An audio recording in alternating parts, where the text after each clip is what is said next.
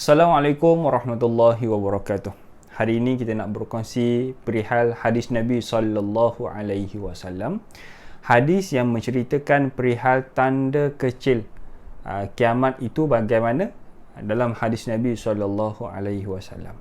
Jadi kali ini kita nak bercerita perihal hadis Nabi yang diriwayatkan oleh Ummul Mukminin Zainab bintu Jahsy, isteri Nabi sallallahu alaihi wasallam. Inna Nabiyya sallallahu alaihi wasallam dakhala 'alaiha fazi'a yaqulu la ilaha illallah wailul lil arab min syarri qad iqtarab, kata Nabi sallallahu alaihi wasallam. Pada satu hari, kata Zainab bintu Jahsy, satu hari Nabi sallallahu alaihi wasallam masuk ke dalam rumahnya dalam keadaan ketakutan. Kata Zainab, Nabi masuk ke dalam rumah aku dalam keadaan ketakutan.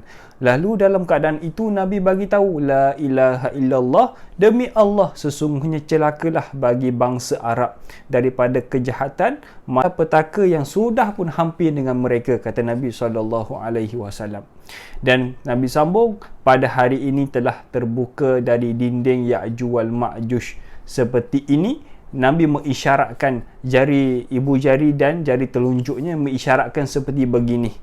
Nabi mengisyaratkan lubang Ya'juj wal Ma'juj telah pun terbuka sebesar ini. Lalu Zainab bintu Jahsy tanya kepada Nabi, ya Rasulullah, apakah kami akan binasa sedangkan dalam kalangan kami ini masih ada yang soleh? Ini soalan yang penting dalam hadis ni. Ya Rasulullah, adakah kami pun akan binasa sedangkan dalam kalangan kami ini ada yang masih lagi soleh, masih lagi beriman kepada Allah? Adakah kami pun turut akan binasa?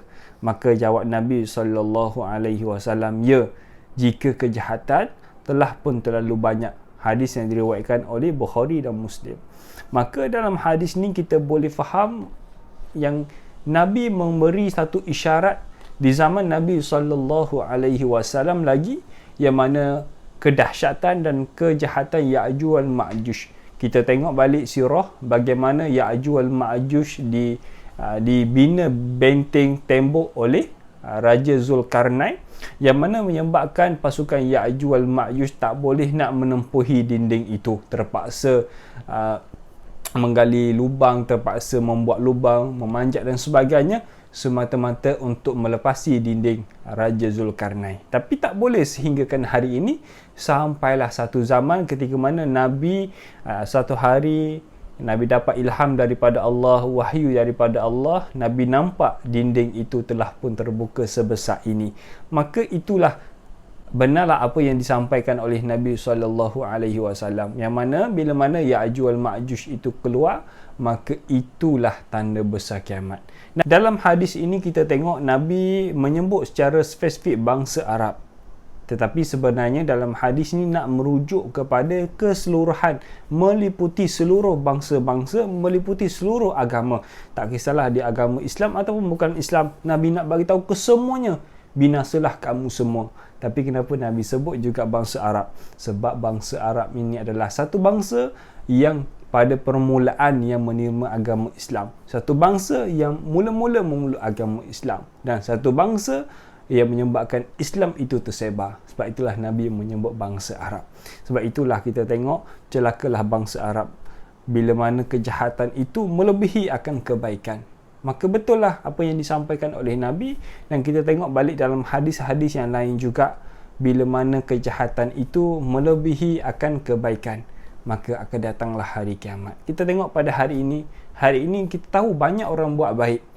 Orang itu buat baik, orang itu buat baik. Tambah-tambah ada media sosial pada hari ini. Makin ramai yang nak buat kebaikan, makin ramai yang nak bersedekah, makin ramai yang nak menyampaikan dakwah dan sebagainya. Makin ramai, itu perkara yang bagus.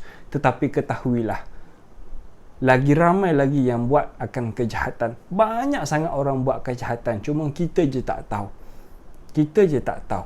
Kita je tak dapat maklumat. Sebab itulah di zaman Nabi sallallahu alaihi wasallam lagi Nabi bagi peringatan, seandainya kejahatan itu melebihi kebaikan, maka kalian akan tengoklah, akan keluarlah malapetaka buat kalian. Sebab itulah apa yang berlaku pada hari ini.